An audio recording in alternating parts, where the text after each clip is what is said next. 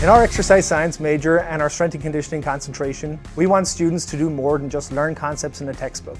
We want them to apply science in ways that reflect real professional practice. A major part of that is learning how to assess human movement.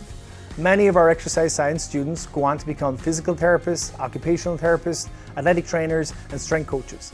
And all of those professions require the ability to evaluate how people move.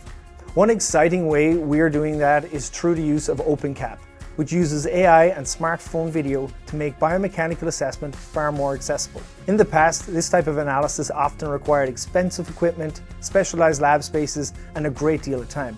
OpenCap breaks down that barrier by giving students a practical way to capture and analyze movement at a much greater efficiency and a lower cost. What I like most is that students are not using AI as a shortcut to their education, they're using it as a tool to think more critically, interpret movement more efficiently, and make informed decisions. If you're looking for an exercise science program and you're excited about doing hands-on learning, not just sitting in the classroom and lectures over and over again, this is the program for you.